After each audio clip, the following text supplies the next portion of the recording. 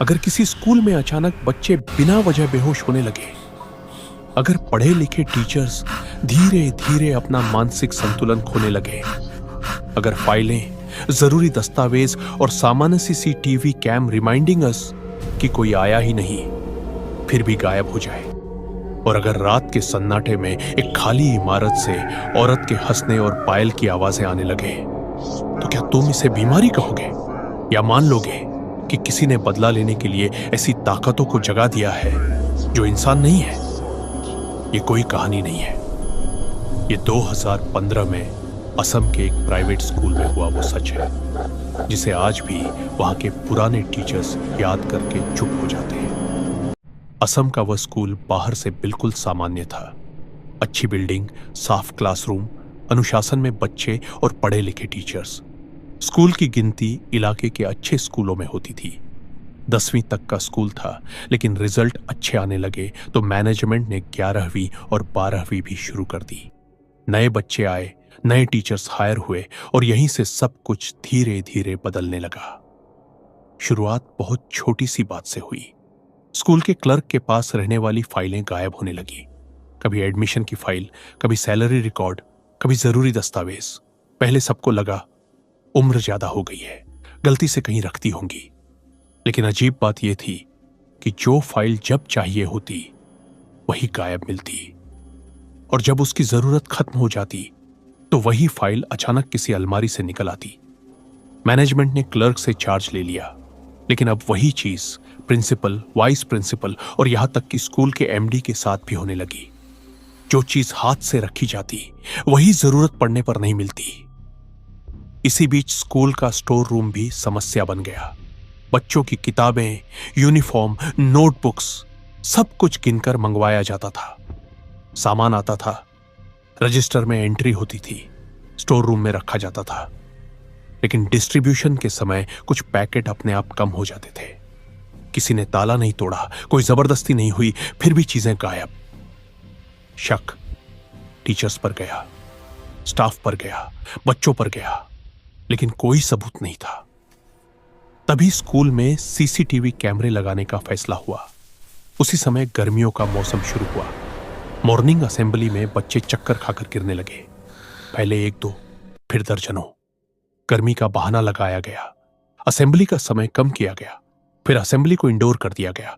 पंखे पूरे चला दिए गए। लेकिन अंदर भी वही हाल।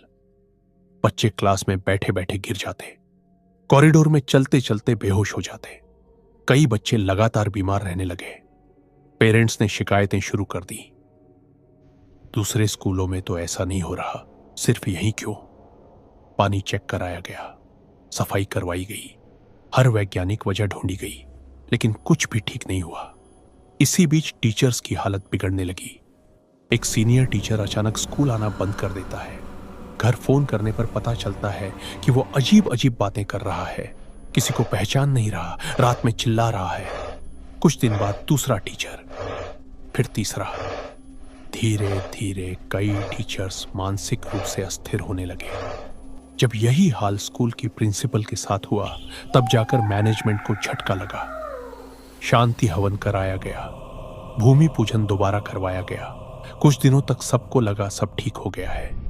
लेकिन उसी रात के 12 बजे स्कूल के वॉचमैन का फोन एमडी के पास आता है। फोन उठाते ही दूसरी तरफ चीखती हुई आवाज। वो कह रहा था कि स्कूल में कोई औरत हंस रही है, दीवारों से आवाजें आ रही हैं, पायल की छन छन सुनाई दे रही है, और सबसे डरावनी बात, उसे लग रहा था कि कोई उसे देख रहा है। एमडी अपने भाई के साथ स्कूल पहुंचते हैं, दूर से देखते हैं।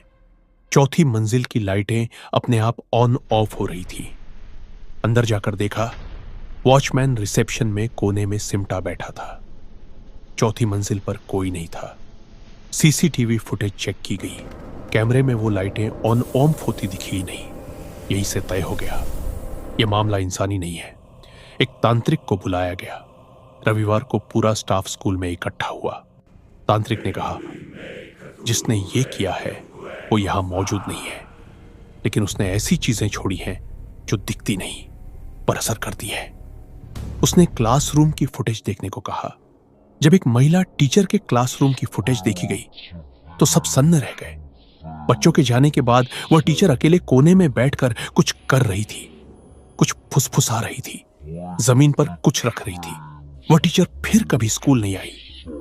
पुलिस की मदद से उसे ढूंढा गया। उसका नाम सुनीता था।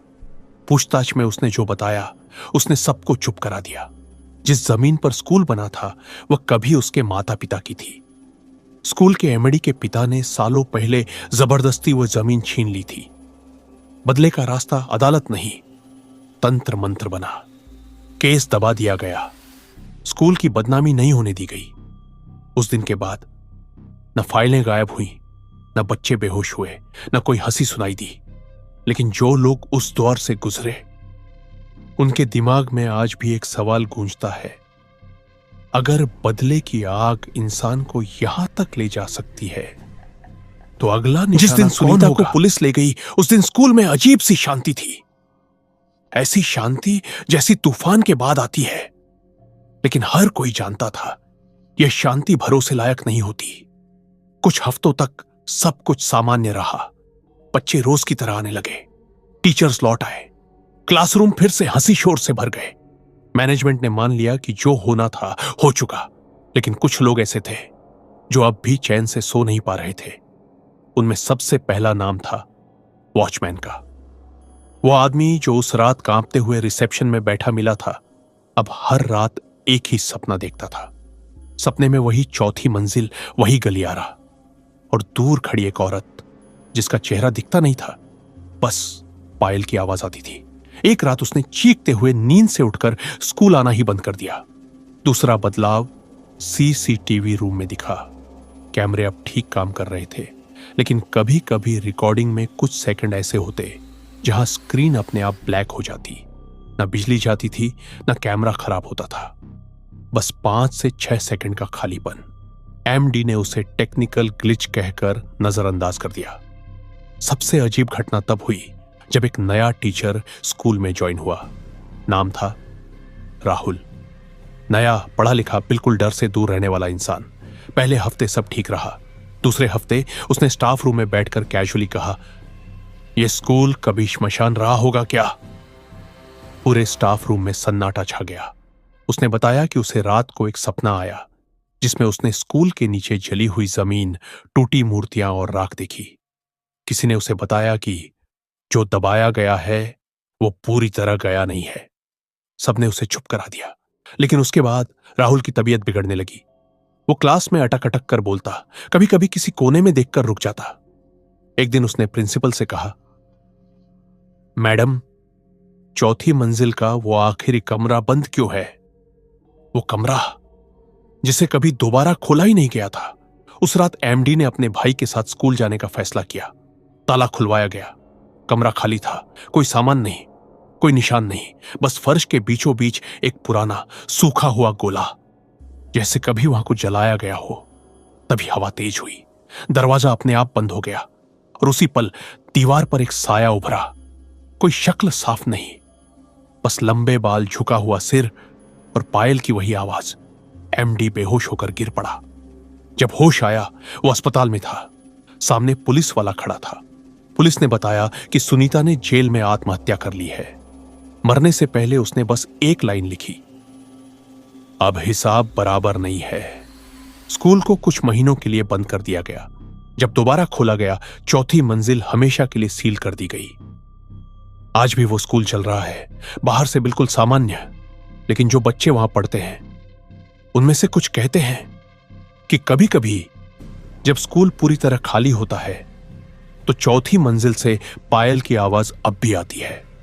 शायद बदला पूरा नहीं हुआ, या शायद कुछ कहानियां कभी खत्म ही नहीं होती। सुनीता की मौत के बाद स्कूल बंद तो हो गया, लेकिन कहानी वहीं खत्म नहीं हुई।